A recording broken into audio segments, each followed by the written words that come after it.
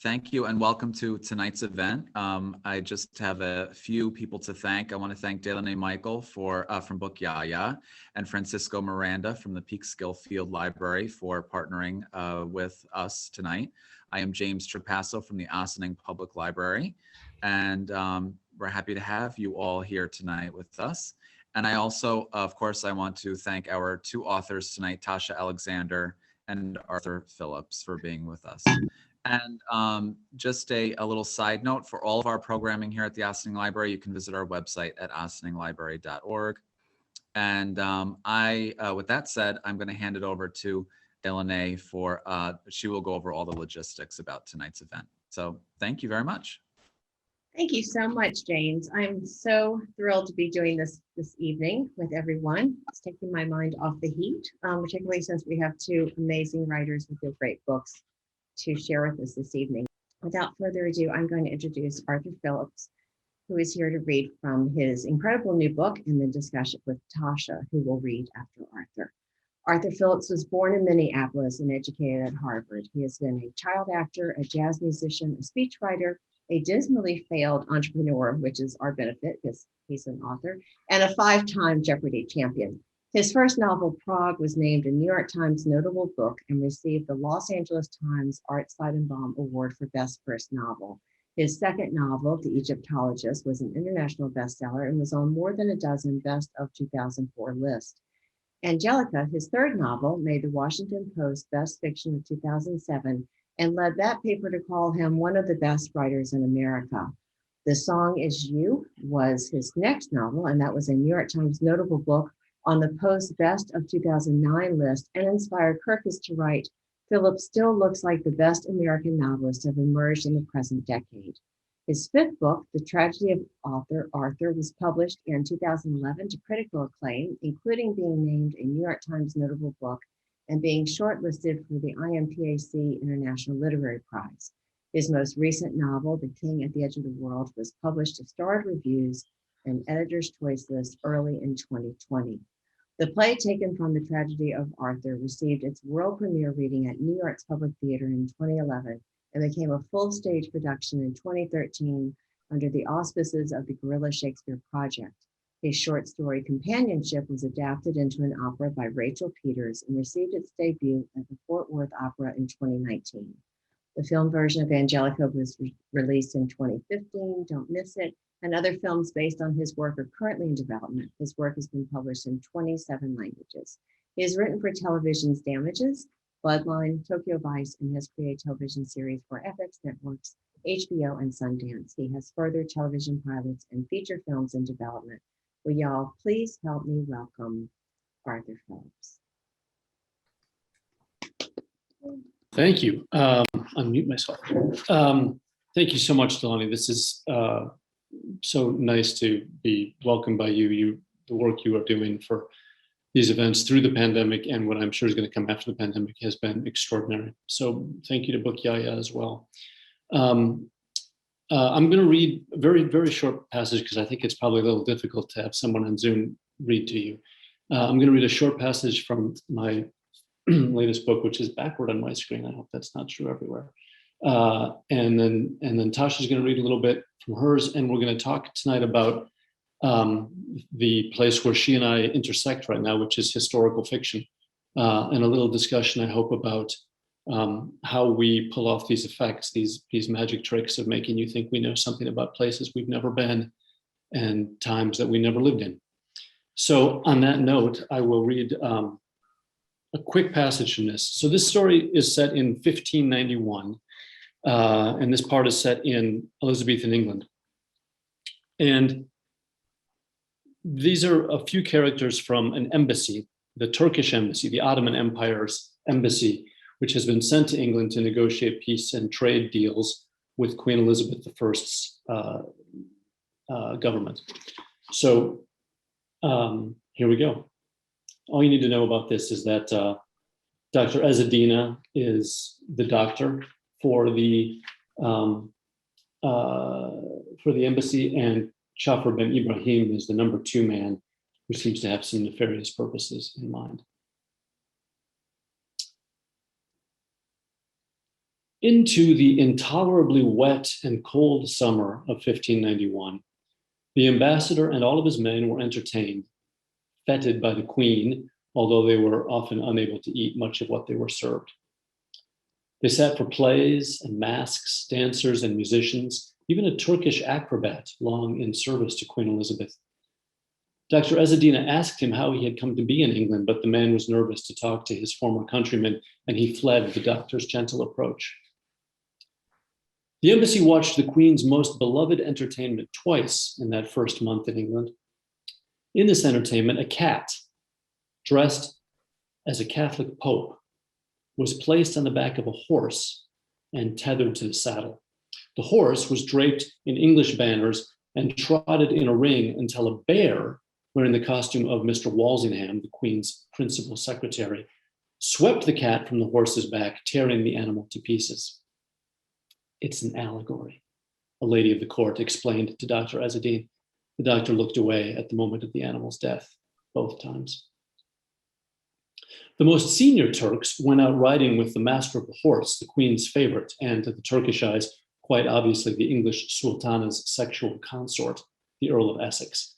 The Earl was pleased to hunt with the pair of falcons brought by the ambassador as gifts to the Queen. He deemed the ambassador a good and companionable gentleman and found the ambassador's chief advisor, Shafer bin Ibrahim, to be an uncommon skilled hand at the falcons. It was Shafer bin Ibrahim who taught the Earl of Essex the spoken commands in Arabic that the birds understood best. Bin Ibrahim was then honored to be a guest at Essex's table and to hunt with him alone. He conversed often with the chief of the English military, asking naive questions that led the Earl to talk and talk and talk, who took obvious and predictable pleasure in educating the childish foreigner. All the members of the embassy who spoke English or some tongue in common with the Englishmen were encouraged by bin Ibrahim to pass their hours in conversation with the strange inhabitants of this strange island. And then later at the embassy's residence, they would be called in one at a time to make private reports to Ibrahim of all that they had discussed, every English word and intonation. Each then received further instruction as to whom they should speak with the following day and on what topics. Shafer bin Ibrahim condensed all of his reports into an oral summary for the ambassador, delivered in his master's chamber every evening. And he would then return to his table to prepare a written statement for a particular minister back in Constantinople. This report bin Ibrahim would dispatch whenever a vessel departed while the embassy remained in London. Though the minister had told bin Ibrahim that no English person, not a single soul on the entire island, could read Arabic, still he enciphered the reports. And long after the soft and plump ambassador was snoring contentedly, his number two man would be twirling an engraved spiral of mahogany, upon which rode very delicate tiles. Each had two letters inked on it, one upside down. And after completing his work, he would invert this ciphering wand and reorder the tiles for the next day's coding, according to a system prearranged with the minister back in Constantinople prior to the embassy's departure. And still, bin Ibrahim woke up at least once a night in fear that he had made some fatal error in code, rendering it illegible. And I'll pass the baton to Tasha.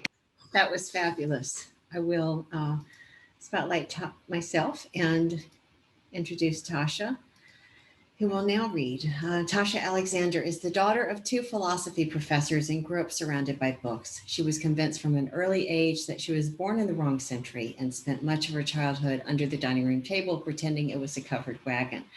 Even there, she was never without a book in hand and loved reading and history more than anything.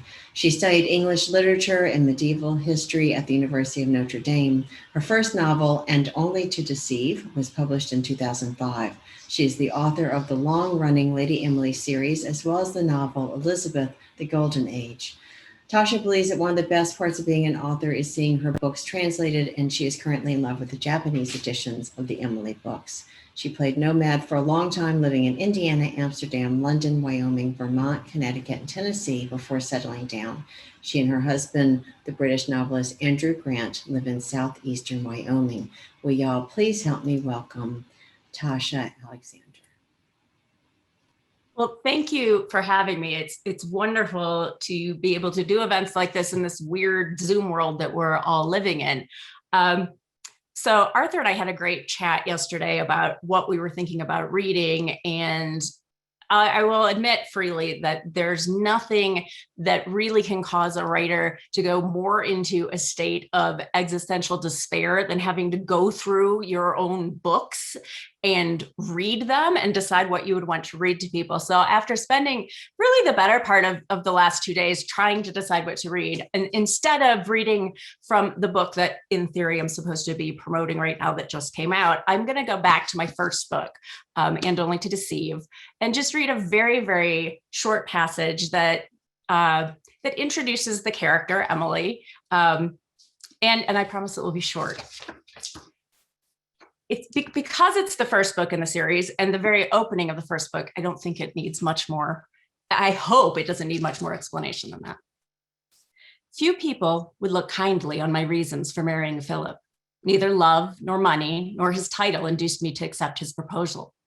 Yet, as I look across the spans of Aegean Sea filling the view from my villa's balcony, I cannot doubt that it was a surprisingly good decision. The Viscount Ashton seemed an unlikely candidate to bring anyone much happiness, at least according to my standards. His fortune, moderate good looks, and impeccable manners guaranteed that hapless females would constantly fling themselves at him in the hope of winning his affection. They missed his defining characteristic, ensuring that he would never pay them more than the slightest polite attention. Philip was a hunter. I mean this, of course, literally. Hunting possessed him. He spent as much time as his fortune would permit pursuing wild beasts. The dignified, although I would not choose to describe it as so, English hunt amused him, but he preferred big game and passed much of his time stalking his quarry on the plains of Africa. He could be found in London only briefly at the height of the season, when he limited his prey to potential brides. The image he presented could be described as striking, I suppose. He played the part of daring adventurer well. My encounter with the dashing Viscount began as such things typically do at a soiree. I found the conversation lacking and longed to return home to the novel that had engrossed me all morning. Philip differed little from other men I met, and I had no interest in continuing the acquaintance. No interest, that is, until I decided to accept the inevitable and agree to marry. My mother and I did not particularly enjoy each other's company. From the day the Queen kissed me during my presentation at court in Buckingham Palace, I heard from Mother constant reminders that my looks would soon fade, and she admonished me to do my best to catch a husband immediately. That I had refused several good offers continued to vex her, and I will not bore the reader with the details of these trivial events. Suffice it to say that I had little interest in marriage. I cannot claim this was due to lofty ideals of love or outrage at the submission demanded by many husbands of their wives. Frankly, I considered the proposition of matrimony immensely boring. Married women I knew did scarcely more than bear children and order around their servants. Their time consumed by mundane details, the most excitement for which they could hope was some social event at which they could meet one another and complain about said children and servants. I preferred a life at home. At least as a single woman, I had time to pursue my own interests, read voraciously, and travel when opportunity presented. Did I marry Philip then because of his keen sense of adventure? Did I long to travel to darkest Africa with him? Hardly. I married him because he happened to propose at a moment when accepting him seemed a simple way out of an increasingly unbearable situation. Well, that was absolutely fabulous. Arthur, I'm going to add you and y'all can begin. Myself. All right. Okay. So I'm going to put you on the spot for a second here, Tasha. I'm going to read this quote. I won't even make you guess who said it. Oh no. I guess we could leave. Well, I'll leave it open to who said it, and people can chime in if they want on the chat. Here it is. You may multiply the little facts that can be got from pictures and documents, relics and prints as much as you like. The real thing is almost impossible to do, and in its essence, the whole effect is as naught. You have to think with your modern apparatus, a man, a woman, or 50 of them, whose own thinking was intensely otherwise conditioned.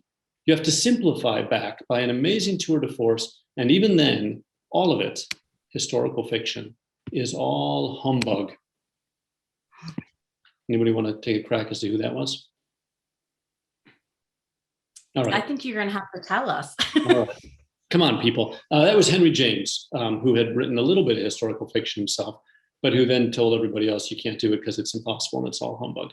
So I found that quote today with some interest, thinking of how you and I are making our livings lately.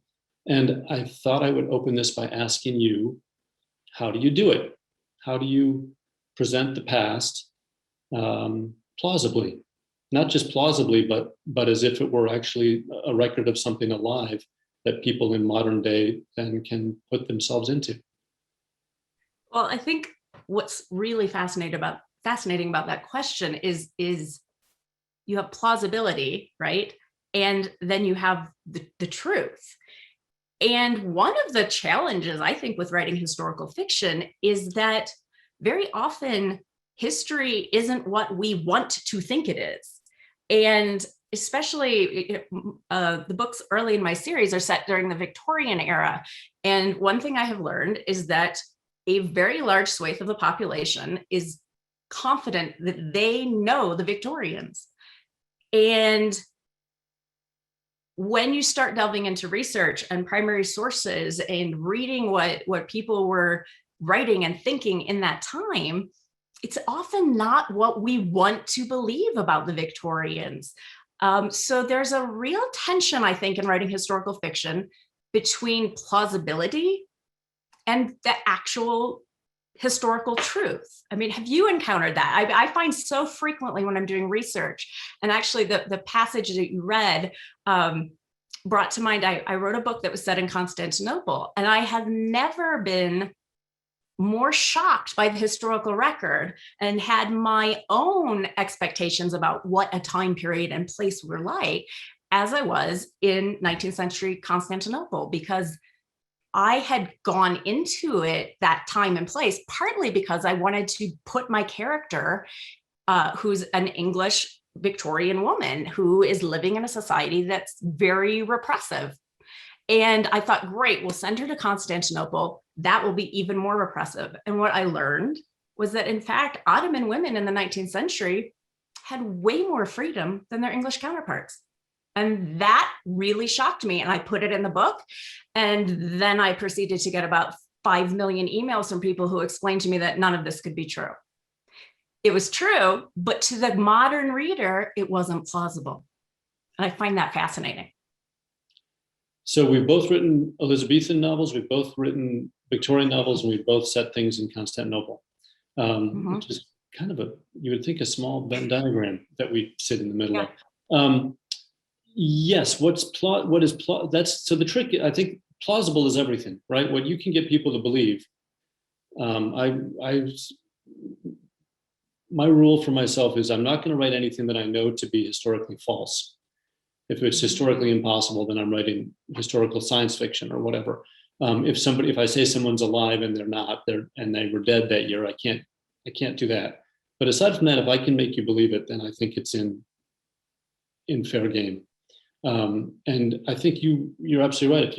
If you can remind people of the truth in the meantime, that it was easier to be a woman in Constantinople in the 1800s than it was in London, that's a bonus. When I remember researching for my Victorian novel, I remember reading Peter Gay, who had written this vast history of Victorian people. And I was stunned by how little I really understood and how much cliche was bouncing around in my head. I can remember to this day, and it's been more than a dozen years, one of the letters written in the 1860s from a wife to a husband, in the 1860s, promising that she would, that he'd been away a long time, and the letter to him said that she would empty his luggage for him when he got back to the house, and he would never forget it. And it was like, oh, okay, so I don't know anything about Victorians. I don't know how they actually thought. I don't know how they actually spoke. But of course, it does help to remember they were humans.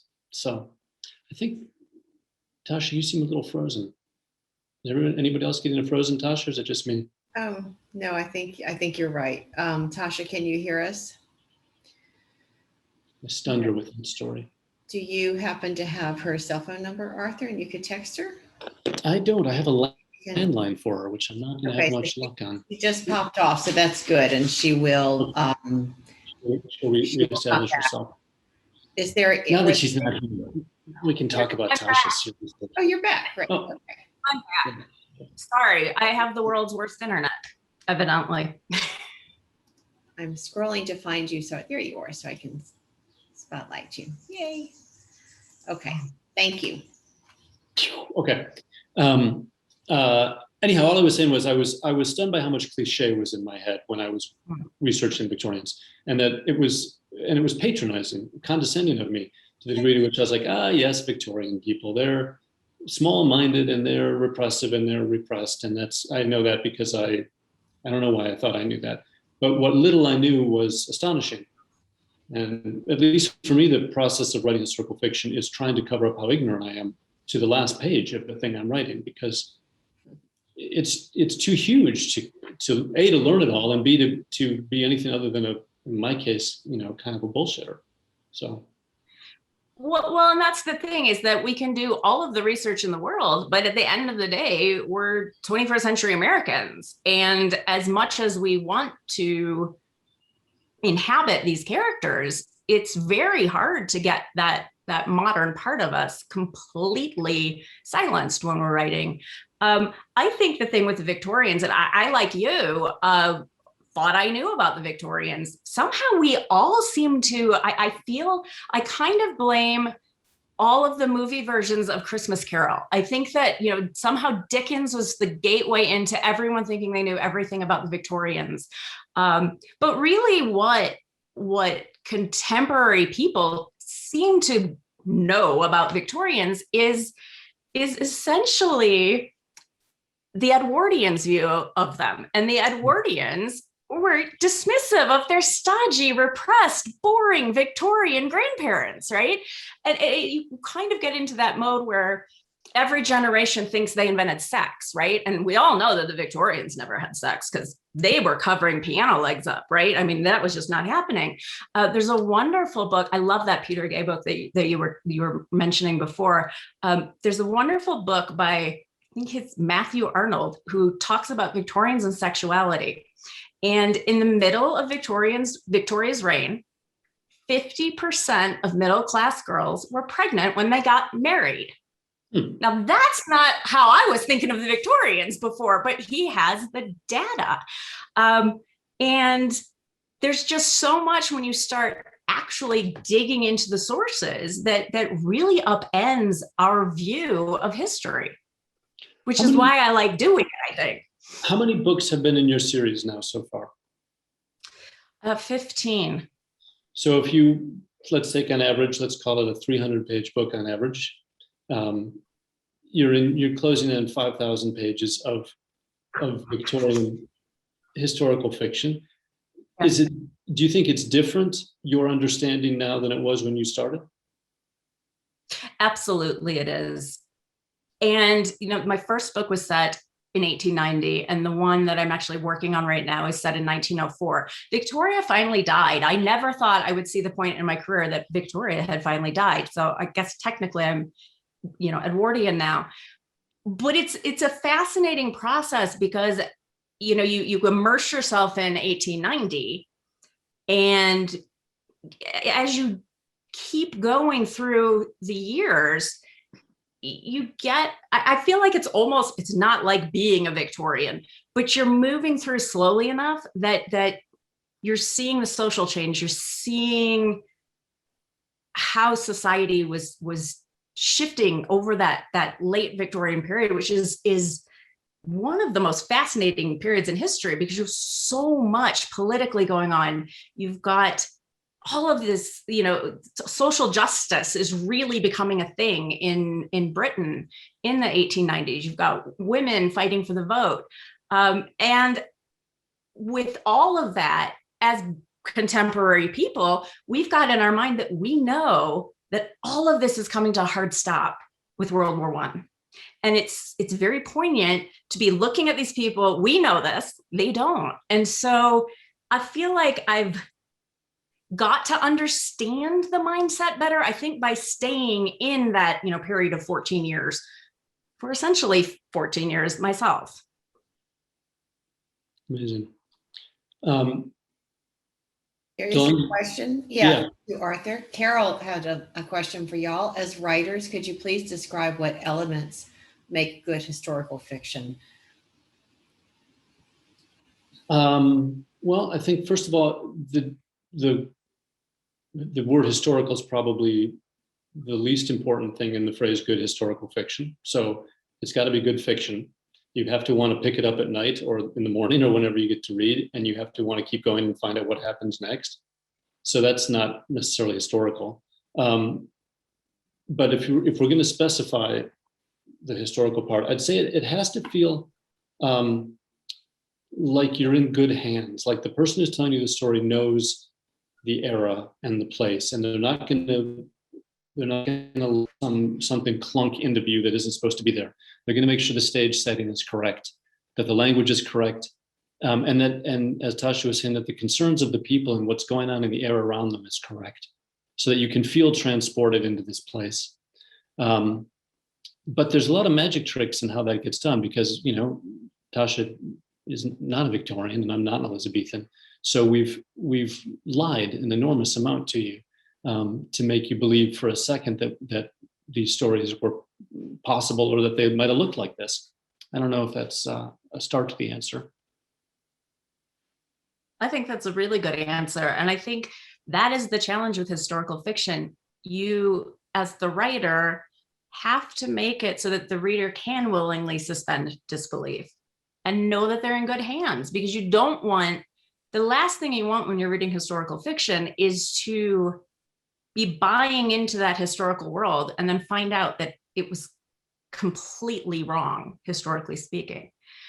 You also mentioned the language and how, Elizabethan dialect is really a challenge. So how did you deal with that? What? Yeah, it's a good question. So let's start with Victorian, because that's a lot easier. It's a lot closer to modern English. I don't really know how anyone spoke in Victorian England, except that I do read a lot of novels. So to take Dickens, before I even sat down to try to write my Victorian novel, I read a lot of Victorian novels, and Dickens especially. And I read Bleak House with extra special attention. And actually, here's a kind of a funny story. So in Bleak House, Dickens refers to the particular, a noun, the particular in London. And I didn't know what that was, and I had to find some reference materials. And it turns out that was the slang term at the time for London fog, or what was probably smog at the time, the particular, meaning that particles were trapped in the air, the particular. So I loved that, and I used it in my book, the particular. And then my book was translated into Italian, and the Italian translator asked me, "What is this? Do you mean particularly?" And I said, I don't mean particularly, I mean the particular. And I explained it to her, and she said, "Oh, that's great." And I said, "I got it from Bleak House, so you might as well just see how they translated Bleak House into Italian." So she went back and found the classic translation of Bleak House in Italian, and they had translated it as particularly. So it's I have a better translator than Dickens does. But the process of absorbing language, to me, the best reliable source material is the fiction of the time. At least in the Victorian case. Like I was listening to you read just now, Tasha, and I would swear you've read a lot of Trollope. Oh yeah, I love Trollope. A good hunch. If I could just channel Glencora, that would be great. So you've taken Trollope and you've turned it into your language, and it's plausible and convincing, and it sounds like the voice of the woman of the time, and yet no one is going to sit there and go, what did she mean? What it's not troubling. It's transportive, and I think stealing some of that from the writers of the time is one very fast way to get into it. Elizabethan, it gets harder because nobody wants to read in modern English Elizabethan English, as I've learned from some of my previous experiments. So so then you get to make up a language, bluntly. Yeah, it's almost like you need enough of it, enough of period words. I go down a big OED rabbit hole whenever I'm writing. I'm obsessed with the OED and looking up words that were used at specific times. But if you go too far, then it's too hard to read. See, it's almost like you're making this, I would think, especially with Elizabethan, because like you said, Victorian is close enough to how we speak now that it's not hard. But Elizabethan is trickier. So you do an amazing job of getting that balance just right, where it feels Elizabethan, but it's not hard to read. The other fun thing is getting the materials right, the materials that people use. So I'll take mine as an example because it's fresh in my mind right now. So this book I read from is a spy novel. So it's an espionage adventure. There's a question of how you get a certain piece of information and transmit it back to headquarters. So I read a lot of books about Elizabethan espionage, and some of it's super fun because you needed people. You couldn't bug anybody. There weren't any electronics, and nothing moved any faster than a horse. So the fastest you could get the secret back to headquarters for decoding in time was horseback. And there were lots of ways for it to be intercepted and manipulated. But in the meantime, I thought, they probably had all kinds of enciphering tools, and you can look up real ones, and then you can just make up the rest of them. So I don't know what the hell mahogany tiled wand he's using. I made that up, but it seems like something I might have researched and pulled out of the blue. So I'm sure, Tasha, in your work, you're finding like you can furnish a room better than the Victorians could and make a more plausible Victorian room at this point. Absolutely. But of course, what we're doing, I mean, it gets weirdly meta so fast, doesn't it? It's that what we do makes a more realistic Victorian or Elizabethan scene than an actual Victorian or Elizabethan would. And that can kind of make your brain go crazy thinking about that. But we know you have to have figured out how do you quickly communicate in a way to set the scene without going on too long and just get it done quickly. And, I think that if you were actually sitting in some Victorian's parlor and describing it bit by bit, well, I mean, first of all, we would be here for 3 years because they had so much stuff in their parlors, but we would die of boredom too. So it's that weird that not being strictly Victorian makes it more somehow to readers now more really Victorian.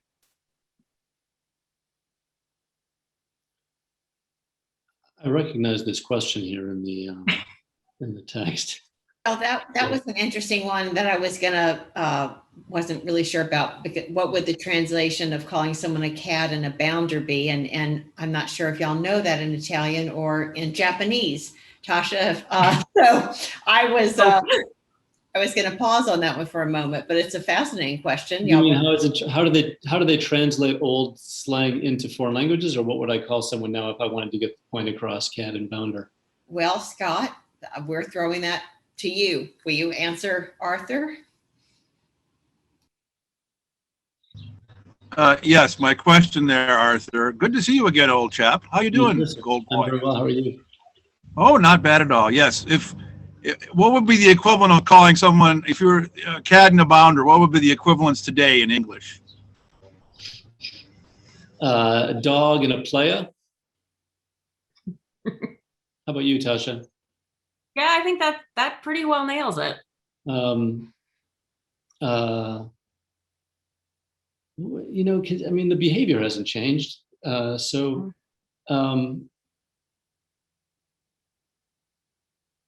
Yeah, you could use bounder as pretentious too. Somebody who's the cat is awfully good. Some of the words are good. Use them. Cat is just a perfect word. That's dog, DAWG, by the way, for the person who just asked those questions. Yes. And play with an A at the end. So It's a popular insult we banter about in a group of poker players I play with. My brother-in-law and his cronies, we call each other, "You, sir, are a cad and a bounder." I'm not sure what it means, but it sounds good. It does sound good, and it's one of those things that gets stuck in our heads. We all have a little bit of Victorian English stuck in our head from somewhere inexplicable. In one of my previous novels, coincidentally, there's a police detective in Sydney, Australia named Scott Dahlquist, which is a strange coincidence to find someone here who's also a police inspector named. Anyhow. My 15 minutes of fame. Thank you, Arthur. You're welcome, Scott. I could jump in with a question if y'all will be Yeah. so. With the understanding of the limitations of writing historical fiction, which I think are easy for most to imagine, we all talk about what, if any, freedom you feel in writing historical fiction, and possibly in areas that you hadn't expected when maybe you wrote your first historical novel, if any. One of the things that's very freeing about historical fiction is that sometimes I think readers are more willing to accept what you're saying about humanity, because instead of saying it about them, you're saying about these people 100 years ago, these people 200 years ago, and it feels safer to them because they think it's not them. But of course it is about them, because people fundamentally haven't changed that much throughout the centuries. Yes, our clothes are different and the social mores are different, but what motivates people, what people care about, what they value hasn't changed that much. And so I find it a way that you can give some pretty biting social criticism without making people feel defensive and shutting down and not listening to what you have to say. That's a great answer. Hang on, Arthur. And was that a surprise to you, Tasha? You didn't elaborate on that, or did you have a sense that you were going to be able to do that when you started your first Emily book? I mean, I think I maybe theoretically thought it a little, but I didn't really. It did surprise me how much you could do with that. Yes, it absolutely did surprise me. That's great. Arthur, do you want to? Maybe what was surprising was how well you handled Elizabethan language. My God, that was it was amazing what you pulled off with that. So, any surprises or just enjoying freedom that it's given you? Well, okay. So one thing about freedom is that there's a large freedom, which of course is if you say, I'm going to now write a scene in 1591 in London. Certain things are known about 1591 in London that are not known about 2021 in my neighborhood right here. There are certain givens that set political atmosphere and historical setting at the time that automatically give you the freedom to say, and in this world that we all know, my character does this. Whereas if I write a contemporary novel, which I've also done, I have to first say, this is this world that exists outside my door right now, or in Paris right now. And there's in a lot of ways, let me go back. The audience is somewhat self-selecting. The people who are comfortable reading a Victorian set or Elizabethan set novel have a picture in their mind of Victorian or Elizabethan life that you are taking advantage of. And you are saying, look, we have this common world, and I'm going to turn it a little bit to surprise you, because it turns out this is how some of the people behaved, and here's how my characters behaved. But you have common ground with your reader in a way that I think is a lot harder to establish when you write a contemporary novel, because everything about the contemporary novel is somewhat up for question, whereas very little is up for question about your Elizabethan novel. I sort of been figuring that out as I say it, but I'm almost 100% sure it's true. The other freedom that I've noticed is when you finally feel like you know what you're talking about, which takes however much research or however much fiction or however much chutzpah, to use the Elizabethan term, you suddenly are launched into a place of confidence that I find a lot harder to achieve in contemporary writing. Hilary Mantel, who may be the all-time goddess of this business, and Wolf Hall, her Wolf Hall series, she says how she doesn't start to write until she knows exactly what the wallpaper looked like. So she has, she has, to me, perfect mastery of the world around her in Henry VIII's court. Perfect. She knows what everybody, she knows, so that when she makes something up, and I'm sure she makes things up, I have no idea she's made it up. So she has a certain freedom when she achieves a certain level of mastery that I think is probably very comforting to a writer. That I can throw one past you and you're going to say, oh yeah, I'm sure that's true. I just didn't know it. That's beautiful. You make it sound like an athletic analogy, actually, having that high of a sense of your technique, and then allows you just to, play the sport or musical instrument any way you want to. But that's what I love that you're saying. It's not just not the chops of the writer, but actually being at that level with the research. Those are such beautiful answers about where y'all found freedom in that I certainly wouldn't have imagined, and I wonder if anyone else did. There is one comment that y'all can riff on or go back to something else. Andrea says that it sounds like getting something correct is mostly avoiding things that are anachronistic, since there is no absolute correctness or reality to fiction. So what are y'all's thoughts about that? Yeah, I think that's largely true. But you do get that even with historical things. I mean, I had a book that I wrote that was set in Vienna in the 1892. And I have two friends who are Viennese. They live in Vienna.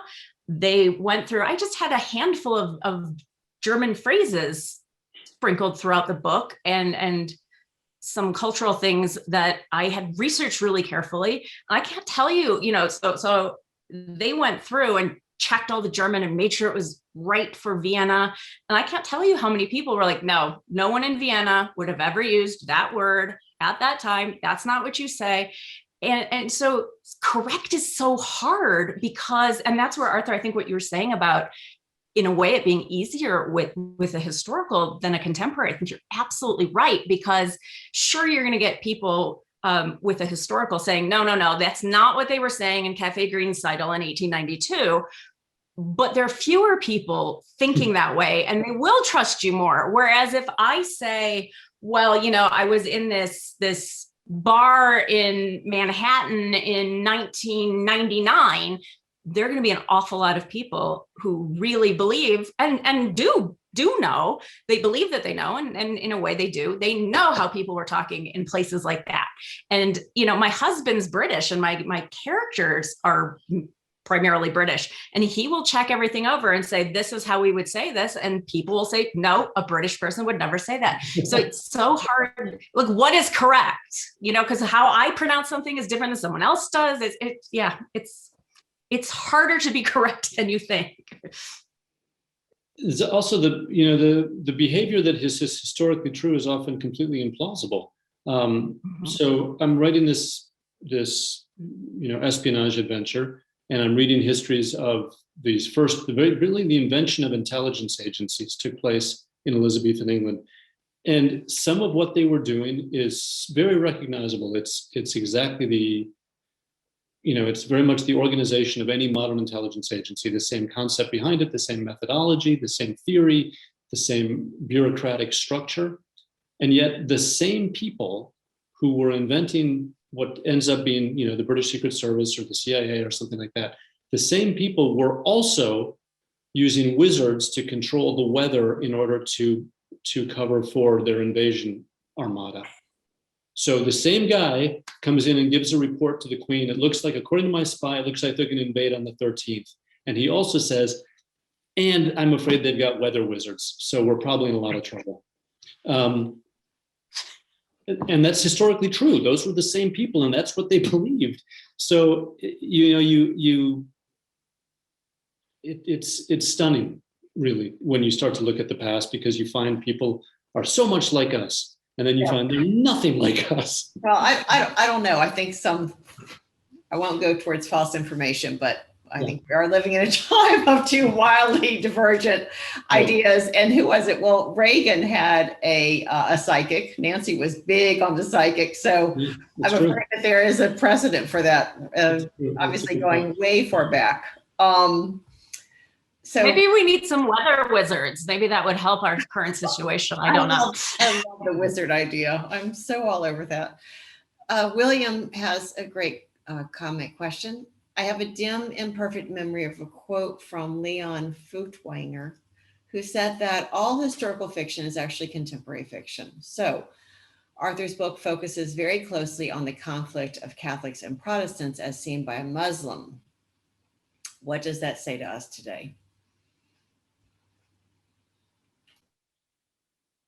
Hey, Arthur. Hey, William. Nice to see you and to be asked a difficult question by you. What does it say about us today? So all historical fiction is contemporary fiction. I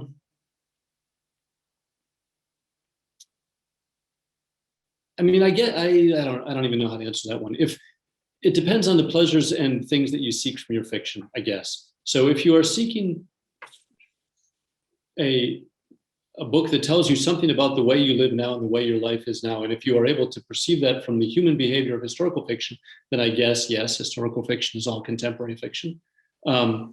If you're looking for something else, that they might be different categories. I'm not quite sure how to answer that question. Does my book say anything about the way we live now? Yes, my book was written by someone who's very much thinking about the way we live now and found a really good analogy in the past, and that's what motored me through the process of writing it over a longish period of time. There's an epigraph at the beginning, that loosely quotes Donald Rumsfeld, that if the absence of evidence is not evidence of absence, which was his famous excuse for why he kept looking for WMD, although there was no evidence of any further WMD. So that's illuminated backwards and forwards by this sort of kind of preposterous intelligence operation that goes on in my book. And it is very much about a war on terror, because there was a war on terror in the 1590s. It's just that the crazy religious people who were trying to destroy our way of life and who were training overseas in camps, specifically planning to come to the homeland specifically for martyrdom. It's just that those crazy people were Catholics. And it was interesting at the time that they were observable, at least by Muslims, as religious fanatics, as people who had lost the very sense of why they were alive and why they had a religion in the first place. So as we have our endless war on terror, it's not the first one, and the human motivations inside it have not changed a whole lot, but some of the labels have, and which religion is most troubled at the moment by terroristic thought has changed. But it's a surprising similarity to be found back then. Okay. No, Professor, I hope you buy that. Perhaps not. It's like, C minus. Try again. See me after class.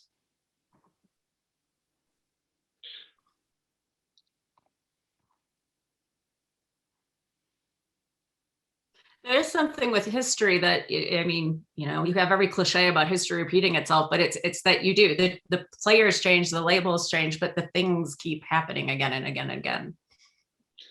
Tasha, would you want to read another page of something interesting? I've never written anything interesting, so I'd have to go find one of your books over there and read from that. Knock it off. You want to read some of your book there, Tasha?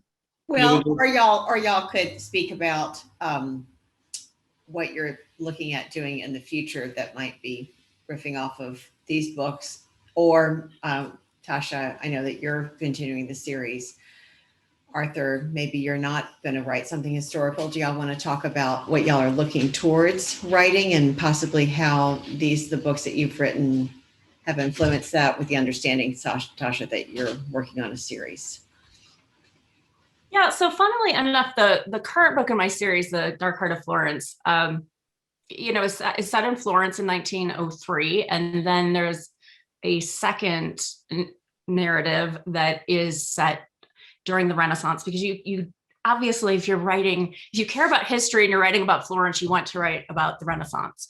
And weirdly enough, when I was starting the research, I've always just sort of as a side thing been completely obsessed with the Cambridge spies. And I, was supposed to be reading about the Medici, and for some reason I just kept reading about Ken Philby instead, because, he's arguably the greatest spy in history. I mean, he really got away with it, and for decades and decades and decades. And so instead of reading about Lorenzo de' Medici and Savonarola, I was reading about Kim Philby, and somehow that seems to have helped me go into this weird. So I have a book about Florence that actually has a character who's based on him.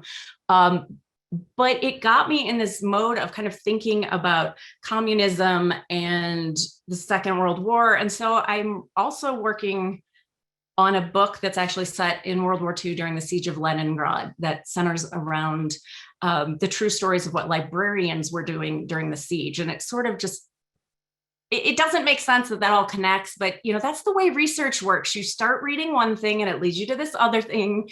And the next thing you know, you're doing something that seems wholly unrelated to what you were doing before. That sounds fabulous. I love that, Anne. Arthur? I have a little bit of a Elizabethan espionage rabbit hole I got to dig my way out of still. This book led me in my research to a nonfiction book called The Reckoning, which is about the murder of Christopher Marlowe. And that story, which is true, is so mind-blowing that I've been trying to turn it into a TV show for 6 years, and we're getting closer. So if that goes, that'll be the next thing I work on, is my TV adventure show about this most extraordinary person you could imagine. The guy who was the biggest box office superstar of the day, who Shakespeare looked up to and imitated, who was this pansexual maniac and undercover spy from the time he was an undergrad at Cambridge, 400 years before Kim Philby was an undergrad spy at Cambridge, and his murder at the hands of the new British Secret Service, and his life at this moment when they were simultaneously inventing the entertainment industry and intelligence agencies. So I have a little bit of a rabbit hole to dig out of on that one before I can veer off into something maybe more contemporary this time. That's fabulous. All right, do we ask the completely annoying question? Yes. Marlowe versus Shakespeare. Do you think he wrote all of them? Oh yeah. Yeah. Shakespeare, I mean, you, but Shakespeare, the things that have Shakespeare's name on them, Shakespeare wrote. Yes. Yeah. Although he did collaborate with Marlowe, he was a collaborator on some plays, and scholars can tease out who wrote which act and maybe down to which line. But he did write things with Marlowe, probably. Yeah. Although Marlowe was quite dead by 1593, so he wasn't writing anything after that. Well, that sounds fabulous. You can't be Shakespeare for language, but is there anyone in all of history more fascinating than Marlowe? I am so excited that you are doing this. Yeah. Please finish it so that we can all watch it. Because That's why I tell them there's a market. People like Tasha want to watch this. Like, nah. Yeah. Well, I years ago said to my editor that I wanted to write a book about Marlowe, and in the way that editors do, he just said, "Oh no, books about Marlowe don't sell." That was the end of that conversation. But I'm like, what books are you? How? Yeah. So maybe Marlowe just was waiting for TV. He's made for TV. That guy's made for TV for sure. Although in Shakespeare in Love, he was played by Rupert Everett, so that pretty much sets the tone too. So. It does, and not in a bad way. Yeah, not a bad tone. Arthur, in your research, did you have a look at original documents in the UK archives? That's from Scott again. I more as a tourist than as a researcher. That level of research is for serious scholars, and I'm not that hardworking, bluntly. And if I can find it online and fake the rest, I will do that. Although I then got to go and have a kind of amazing experience, which was I went to Cambridge University to Corpus Christi, which was Marlowe's college, and I was shown the huge books in which they kept the records of scholarship payments, and it shows to Mr. Marlowe, spelled differently. Wow. You know, a certain number of shillings and pence was handed out on this day for his scholarship. Also, this is a great Marlowe story. It'll take 1 second, but it's worth it, which is that they still have the records from the dining hall. So they can literally tell you Marlowe spent such and such amount of money and got the cheapest old beef and beer on such and such a day. And then he's not there for 3 months. There's no record of him eating. And then he comes back. Mr. Marlowe has the best meal with the finest wine available. And in that 3 months, other historical records in archives that smarter people than I can find, he's in the Netherlands on an undercover mission. Wow. I mean, the dude is an undergrad. He's in the middle of a war zone running this crazy counterfeiting operation. He comes back to college, paid because he needs the money, and he goes to the dining hall and he buys better food. So That is so fabulous. that is what a good archivist can track down. I can't do it, but that's what the nonfiction people are for. So. Oh, that's so good. Yeah. Well, what an incredible evening. I so appreciate that y'all spent this hour with us and enlightened us so much about the world of historical fiction and particularly y'all's beautiful work. Well, everybody, please unmute and help me thank Arthur and Tasha before I turn it over to Francisco to say goodnight. Thank y'all so much. Terrific. Thank you. Great. It was Great fantastic. job. Thank you. Thanks, Delaney. Oh, thank y'all. For having us. I will let you close out the evening. Oh, wait, I am going to say, Carol has a wonderful comment. I love historical fiction because it allows me to do further research with the storylines and it's so fascinating. So thank you, Carol, for letting us end on that. Just terrific. Thank you so much. So interesting to listen. Francisco? Do you want me to start or end? I guess I should say. First and foremost, I'd like to thank Arthur Phillips and TASHA Alexander for this wonderful author conversation. I'd like to thank Delaunay for setting this up, as well as Book Yaya. And lastly, I would like to thank James Trapasso of the Ossining Public Library for partnering with us. If anyone is interested in any other field library programs, our website is www.peekskill.org. And of course, feel free to visit your local libraries to pick up books by Mr. Phillips and Miss Alexander. So thank you, everyone, and have a wonderful evening. Exactly. Have a wonderful evening. Good night. Thanks, you. everybody. Good night, everybody. Bye-bye. Right.